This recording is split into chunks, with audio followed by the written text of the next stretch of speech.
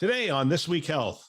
It's a process that starts first with protecting patient privacy, but then after you jump that hurdle, it opens up the doors to a whole lot more powerful research.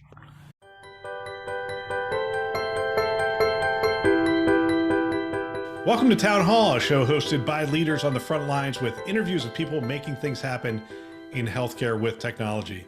My name is Bill Russell, the creator of This Week Health, a set of channels dedicated to keeping health IT staff current and engaged. For 5 years, we've been making podcasts that amplify great thinking to propel healthcare forward. We want to thank our show partners, Meditech and Transcarent, for investing in our mission to develop the next generation of health leaders. Now, on to our show. Today, we are joined by Billy Oglesby, the Dean of the Jefferson College of Population Health. Billy, welcome to the show. It's great to be with you. Thanks for having me. I'm looking forward to the conversation. We're going to talk about data and really the quest to leverage data in healthcare in new, better ways that deliver outcomes for the clinicians and for the patients and the researchers for that matter. So I'm looking forward to this conversation. Let's start here. What data are researchers looking for to do their jobs effectively?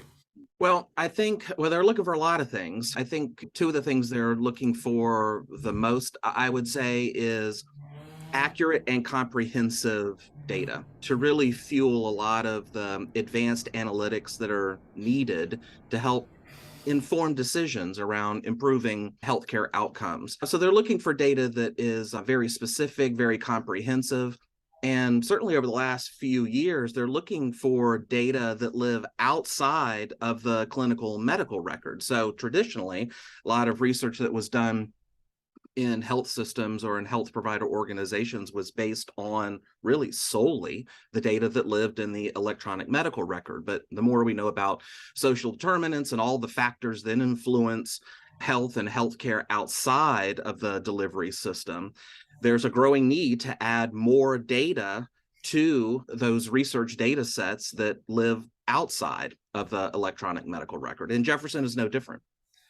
Man, I could go in a lot of different directions because we've talked a lot on the show about the whole person profile and how important that is, because only 20% of health outcomes are really derived from the clinical side.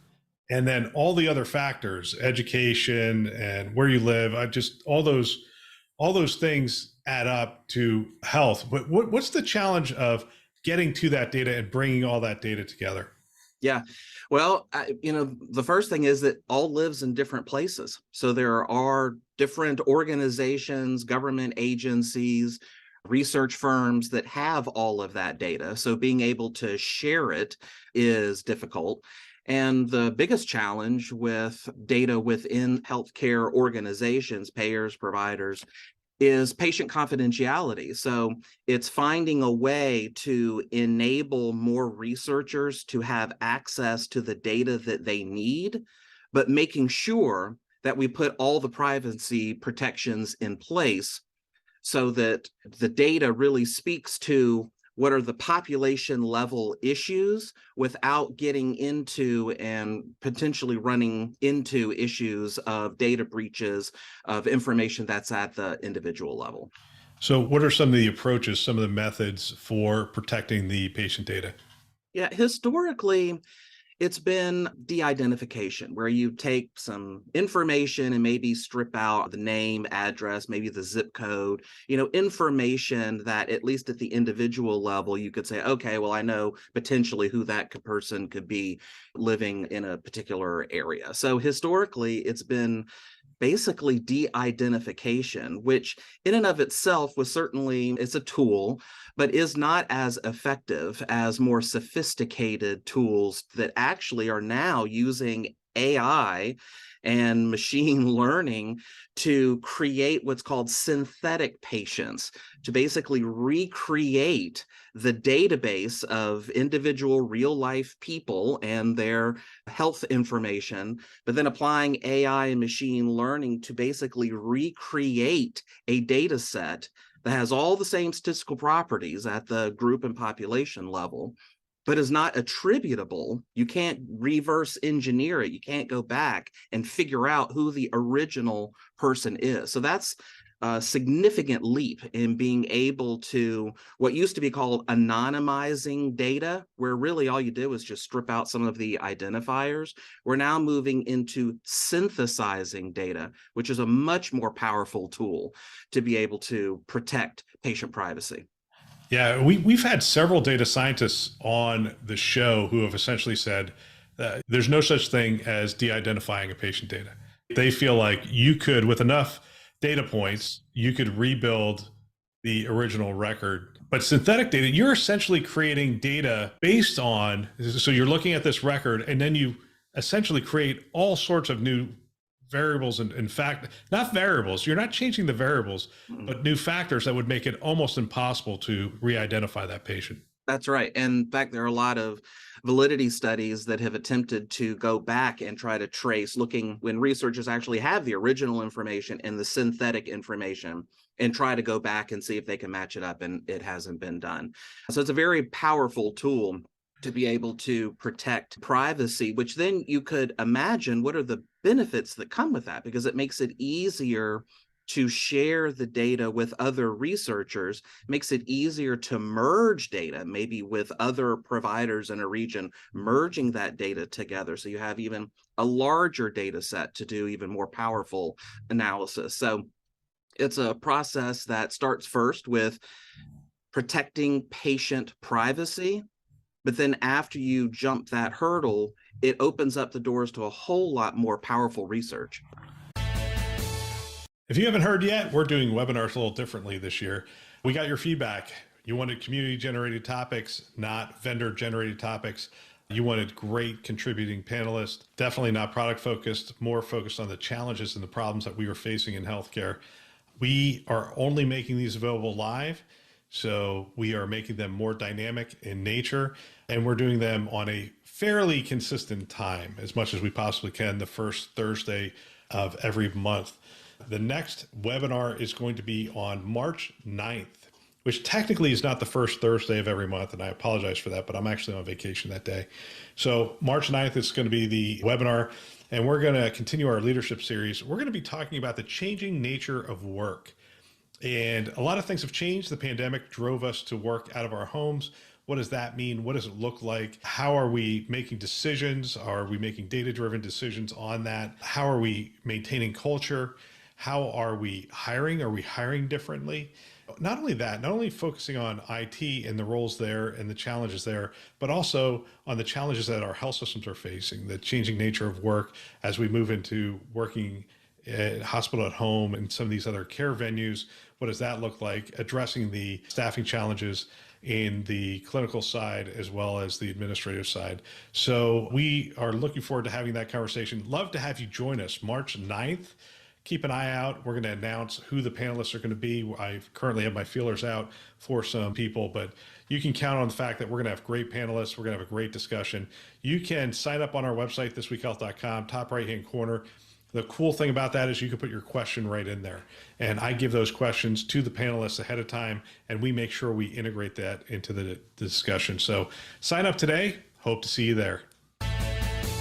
Yeah, so the Jefferson approach to this is you do bring it together. You bring the data together, but then before you make it available to researchers and others outside of the medical record and some of the areas that we have put a lot of protections around, you're going to synthesize that data and then make that data set available to researchers and others. Is that pretty accurate? Yes, with a little exception, which is, so there is the data synthesis that happens behind the screen, but there's actually, it's not a data set that just lives there that can be accessed. It's actually a data set that has a front end on it where you can pick and choose what are the variables that you want, the data that you need. And there's a platform that we're using that also provides you an ability to do some analysis of that data, all within the same environment. So you actually don't ever need to access all of the data. You have a user interface that allows you to pull the data that you do need.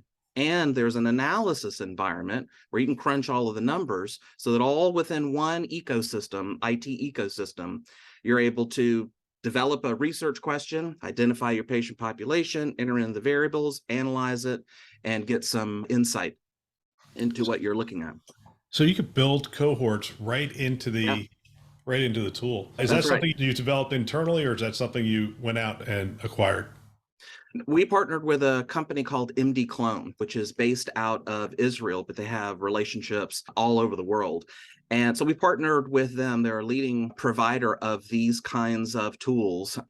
Our partnership with them started probably about 2.5 years ago, where we were engaged in a lot of scoping, figuring out exactly what are the tools that could help inform not only research, but our education mission, because we're also a university, as well as our healthcare providers and a lot of the population health management goals that we have. So we actually spent a lot of time talking with MD Clone to see if the platform that they have not only fits the needs that we have now, but is something that can grow with us over time. So instead of us building this ourselves, we're partnering with MD Clone, and together we are building out all of the data assets and the platform that will help us answer some really key research questions, not only globally, but also specifically within our area in Philadelphia, but to also contribute our data and research insights to other researchers that are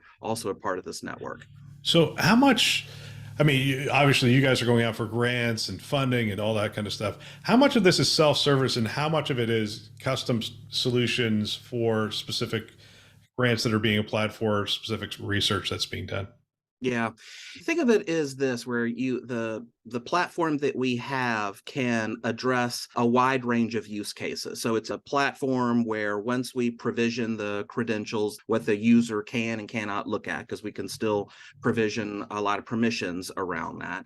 But you basically set that up around whatever the use case is. So if it's a student, for example, because you can have MD Clone be connected to the classroom, where if students are learning about kidney disease, then not only they're learning the technical information, they can go into MD Clone, pull actual real data to see what is happening with patients with kidney disease. What are the disparities? What are the barriers to treatment? How long does it take for patients to actually come in presenting with a problem versus, other patients within the city? So there's a use case built around just education, and then you can take that model and then just replicate it for other use cases, like researchers who want to put together a grant application. You're able to log right in, pull some of the preliminary data, conduct some preliminary analyses, so you can put that in the grant application to let the funders know that you actually do have the data. You just need some grant funding to be able to work on it and be able to submit it. I know that you guys focus not only you focus on global issues, but I want to focus in on Philadelphia right now. How is that solution going to impact population health in the Philadelphia market? Yeah, I think pretty significantly, because it's going to allow us to better partner with other organizations around the data that we have to work together to identify the disparities and the inequities, and then be able to do something about it collaboratively. Again, going back to what we were talking about earlier, because we have to maintain the privacy of that data, having a way to synthesize it creates a lot of opportunities for collaboration and collaborative discovery. So I'm looking forward to, once we fully implement the system, we're in the middle of implementing it now and testing it, that it will increase our ability to partner with other organizations, including providers, to better address a lot of the significant health disparities here in Philadelphia. Fantastic. Billy, I want to thank you for your time. Love the work that you guys are doing at Jefferson and really appreciate that. Since I do have family that lives in Philadelphia, love any progress that you guys can make. Great. I appreciate it. Thanks so much. Thank you. Gosh, I really love this show. I love hearing what workers and leaders on the front lines are doing. And we want to thank our hosts who continue to support the community by developing this great content. If you want to support This Week Health, the best way to do that is to let someone else know about our channels. Let them know you're listening to it and you are getting value. We have two channels, This Week Health Conference and This Week Health Newsroom. You can check them out today. You can find them wherever you listen to podcasts. You can find them on our website, thisweekhealth.com, and you can subscribe there as well. We also want to thank our show partners, Meditech and Transcarent, for investing in our mission to develop the next generation of health leaders. Thanks for listening. That's all for now.